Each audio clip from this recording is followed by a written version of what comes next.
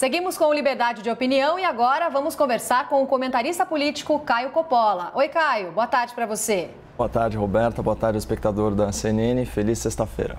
Vamos lá, então. Primeiro tema do dia, após reunião com o presidente do Senado, Rodrigo Pacheco, o ministro Paulo Guedes disse que o governo pode conceder uma nova rodada do auxílio emergencial para mais de 30 milhões de brasileiros. Vamos rever o que ele disse. O auxílio emergencial, se nós dispararmos as cláusulas necessárias dentro de um ambiente fiscal robusto, já mais focalizado, em vez de 64 milhões, pode ser a metade disso, porque a outra metade já retorna para os programas sociais já existentes. Isso nós vamos entender rapidamente, porque a situação do Brasil exige essa rapidez. Mas o ministro Paulo Guedes deixou claro também que o eventual pagamento dessas novas parcelas de auxílio depende do equilíbrio fiscal. Vamos ouvir esse outro trecho. Apertamos o botão de calamidade pública e aí podemos atender algumas coisas, travando outras. Então, esse é o objeto da nossa conversa, de manter a garantia da estabilidade fiscal, porque senão nós vamos prejudicar mais ainda a população. Não se tem, além da doença, tem a inflação voltando, juros altos, crise, prateleiras eventualmente desabastecidas. Nós não podemos fazer isso. Caio, como é que você avalia essa declaração que a gente acabou de acompanhar do ministro Paulo Guedes? Quer dizer, dá para conciliar a volta do auxílio, que é tão discutido para mais de 30 milhões de brasileiros, com o equilíbrio fiscal? A grande questão que está por aí, apertar o botão de calamidade seria uma ação simples de fazer agora? Bom, Roberta, hoje, antes de entrar mais especificamente nesse assunto, vendo os temas em pauta na imprensa, até aqui no nosso quadro, eu queria compartilhar aí com vocês, especialmente com o espectador, uma observação pessoal e uma nota otimista para abrir o final de semana. Vamos reparar nos assuntos do dia. Então, primeira coisa, essa conciliação entre equilíbrio fiscal e a reedição de um programa emergencial de transferência de renda. Segunda coisa, a questão da precificação dos combustíveis.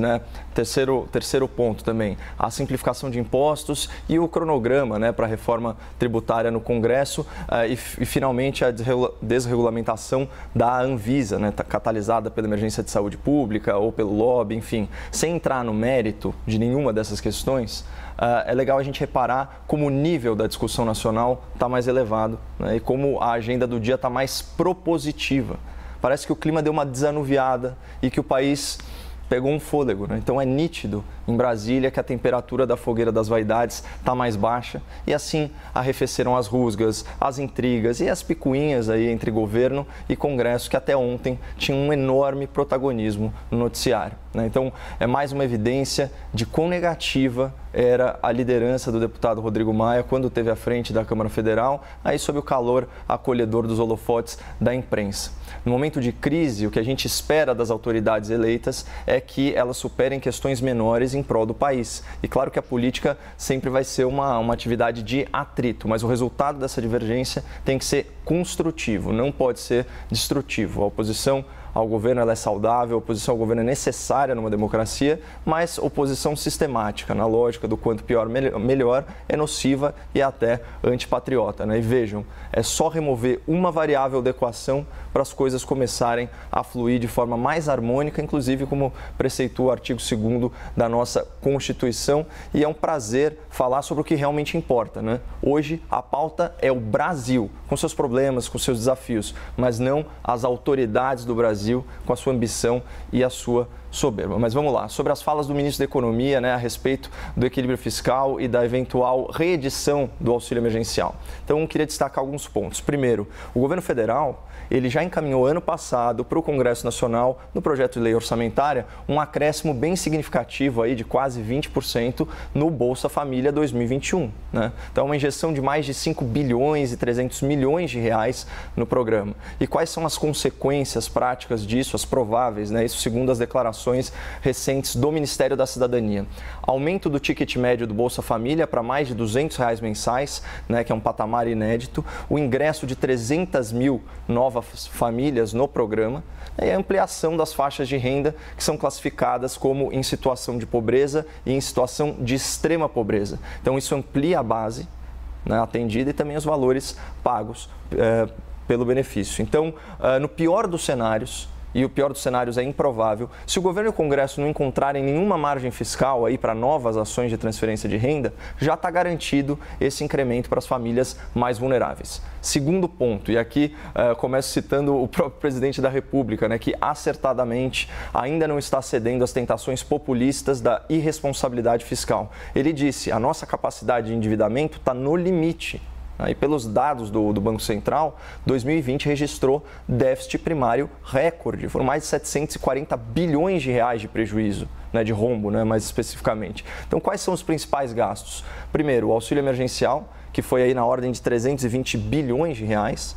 Aí, o auxílio financeiro aos estados, que foi superior a 60 bilhões de reais, e o benefício emergencial de manutenção do emprego e da renda, que deu aquela sobrevida a mais de 10 milhões de vínculos trabalhistas de carteira assinada, que também teve um custo aqui maior do que 50 bilhões de reais. Mas, segundo o próprio BC, o Banco Central, o repasse total aos estados e aos municípios, né, naquele título de despesa extraordinária para combate à pandemia, ele supera 78 bilhões de reais. E todos os levantamentos publicados, né, seja da IFE, seja da Febrafit e do próprio Banco Central, elas dão conta de um superávit no balanço dos estados e municípios, e aí na ordem de 38 bilhões. Ou seja, tem dinheiro federal de 2020 sobrando nos cofres estaduais e municipais em 2021. Então eu queria deixar uma pergunta, mais uma provocação no ar. Será que se a transferência de renda é uma prioridade absoluta, e eu acredito que ela seja, não era o caso de convocar os estados e convocar os municípios a contribuírem para esse esforço nacional? Ainda mais considerando que a paralisação econômica decorre justamente das medidas de isolamento social decretadas por governadores e por prefeitos? Só uma dúvida honesta. E um terceiro e último ponto, né? Tanto as projeções do IBGE quanto os números efetivamente apurados pelo CAGED, eles demonstram uma retração no desemprego nos últimos meses. Na verdade, o saldo de 2020 de carteira assinada é positivo, né? Foram gerados aí 142 mil novos empregos formais, apesar da pandemia. Então, o que isso mostra? A reação da economia formal. E a gente sabe que a admissão do trabalhador, né, pela CLT é a forma mais burocrática, mais onerosa de contratação para as empresas. Então, esse costuma ser um dos últimos índices a dar sinal de recuperação depois de uma crise, mas não nesse caso da pandemia. A economia formal está reagindo mais rápido que a informal. E por quê? Uma das explicações óbvias é porque o trabalho informal muitas vezes depende da circulação de pessoas. Fora que a mãe ou o pai que fazem aí jornada dupla, né? Ou seja, cuidam dos filhos num período e trabalham no outro, agora eles não têm com quem deixar as crianças, porque os governos e os sindicatos foram irresponsáveis com a educação pública brasileira e deixaram aí a molecada emborrecendo em casa, enquanto as suas famílias empobreciam em casa. Então, qual que é o ponto aqui? Sem uma revisão técnica, uma revisão científica dos critérios de isolamento social, que na maioria das vezes são exagerados, são arbitrários e, acima de tudo, ineficazes, o país vai empobrecer e não vai ter fundos para bancar medidas assistenciais. A gente tem que ter como norte aquela lição do Ronald Reagan: o melhor programa social é o emprego. E a escolha aqui é meio óbvia, né? Ou a gente endivida o país para distribuir migalhas, ou a gente recupera a economia e proporciona uma fonte de renda consistente para as pessoas. E a gente não precisa esperar ter toda a população vacinada.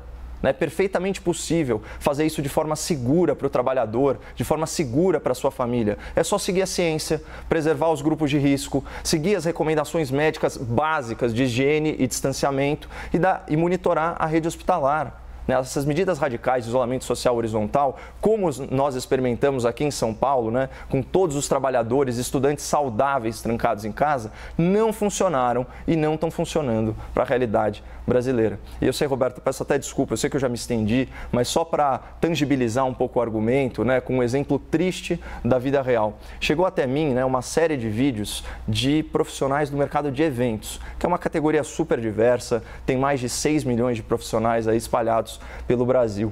Eles criaram um perfil, né, nas redes sociais, um perfil no Instagram, chamado Brasil Invisível _. Deixa eu só verificar, é isso mesmo, Brasil Invisível _. Esses trabalhadores estão desesperados, estão se sentindo invisibilizados, né, daí o nome, e eles querem ser vistos e querem ser ouvidos. A ideia de reunir e publicar vídeos com relatos pessoais de quem está há mais de 300 dias sem poder trabalhar. 300 dias. Imagina você 300 dias sem poder trabalhar. E isso por decisões arbitrárias de políticos que não perderam um centavo da sua renda e não abriram mão de nenhuma mordomia durante essa pandemia. Então aqui estendo a minha solidariedade aos milhões de trabalhadores do mercado de eventos e os parabéns aí ao Brasil Invisível _ pela iniciativa corajosa. Vamos para o segundo tema, então. O presidente Jair Bolsonaro fez uma reunião hoje de manhã para discutir a política de preço dos combustíveis. Esse encontro teve a participação do presidente da Petrobras, Roberto Castello Branco, e alguns ministros também, como da Economia, Paulo Guedes, também da Infraestrutura, Tarcísio de Freitas. Bolsonaro enfatizou que o governo jamais vai controlar a política de preços da Petrobras. Vamos ver. O nosso compromisso é cada vez mais tirar o Estado de cima do povo trabalhador.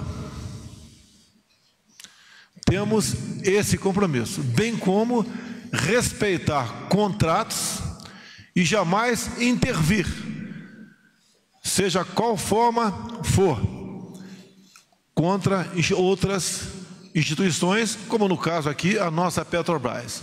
Jamais controlaremos preço da Petrobras. A Petrobras está inserida no contexto mundial com suas políticas próprias e nós a respeitamos.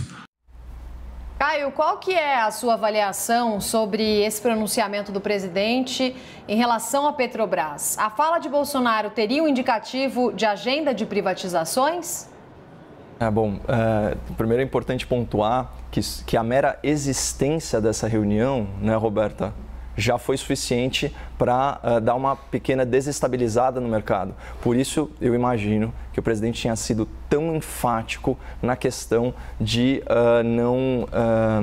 não interferir, né, na precificação da estatal, da Petrobras. Então, acho que esse é o primeiro ponto, ou seja, a mera existência de uma reunião para tratar de preços, né, que deveriam estar sujeitos aí de fato ao livre mercado, já é suficiente para gerar desconfiança nos investidores e no mercado como um todo. Então, esse é o primeiro ponto. Então, nesse sentido, é óbvio que a fala do presidente da República é acertada, até porque ela está alinhada com a agenda liberal que foi chancelada nas urnas em 2018. Teve eu estou até pegando aqui a aspa certinho, uma expressão muito interessante. O presidente ele também reforçou que em matéria de economia a última palavra é do Paulo Guedes, exceto em questões sociais, se, emergirem questões sociais gravíssimas. Então, também, de certa forma, foi um endosso, né, mais um endosso que o presidente da República fez ao ministro da Economia.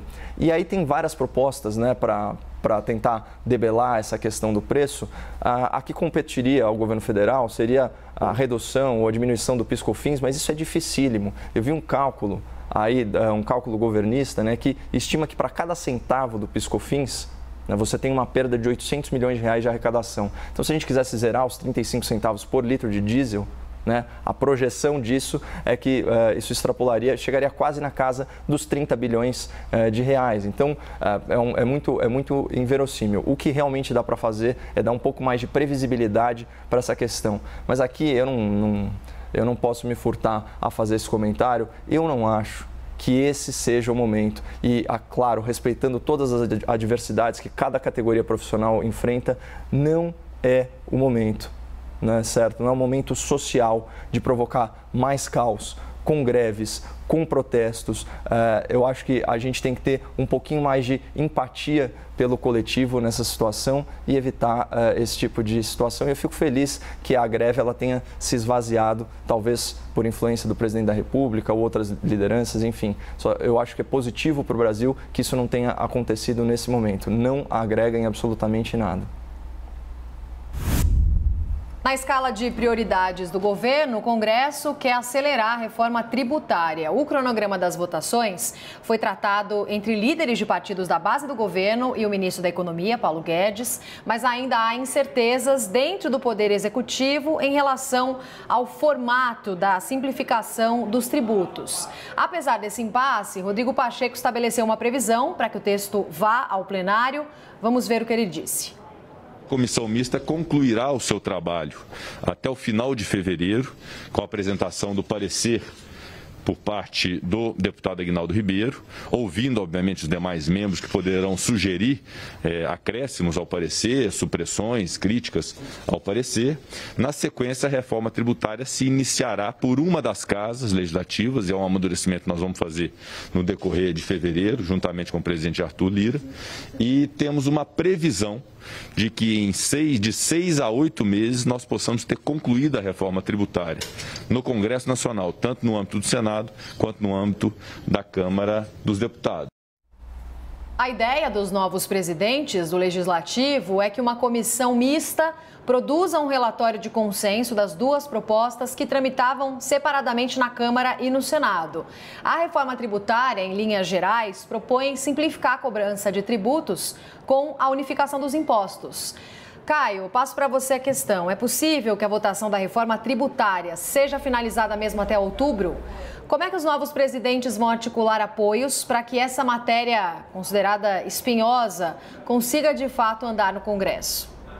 Eu não compartilho dessa mesma ousadia, né, do novo presidente do Senado, que se atreveu aí a estipular uma data, né, num cronograma extremamente expedito, né? Se a gente parar para pensar, a última grande reforma, ela levou 11 meses, né, para sair. Agora, tem alguns aspectos, a gente está ainda numa fase muito preliminar, né, das conversas, tem alguns aspectos que já chamam a atenção. Primeiro, a ideia de economizar tempo já fazendo uma comissão mista, né? Então, compartilhando inclusive a paternidade sobre o eventual texto final, é utilizada, né? Muitas vezes a gente está vendo reiteradamente o uso, né, da palavra consenso, do adjetivo consensual. Então, essas coisas realmente são indicativas de que a coisa será mais célere. E qualquer simplificação, né, que for feita no sistema tributário brasileiro, ela já é muito bem-vinda, porque uma das maiores despesas das empresas justamente, né, é com a complexidade, sim, horas de trabalho, é com a complexidade. O que tem que ter como valor estabelecido? Primeiro, não aumentar a carga tributária e, de forma nenhuma, deixar esse sistema ser mais progressivo do que ele já é. Entendeu? Então, a gente tem que ter um sistema que não penalize, mais regressivo, perdão, que não penalize os mais pobres. Então, eu acho que colocando alguns valores, estabelecendo algumas metas, a gente consegue pelo menos simplificar, se não for possível fazer um rearranjo todo da questão tributária brasileira.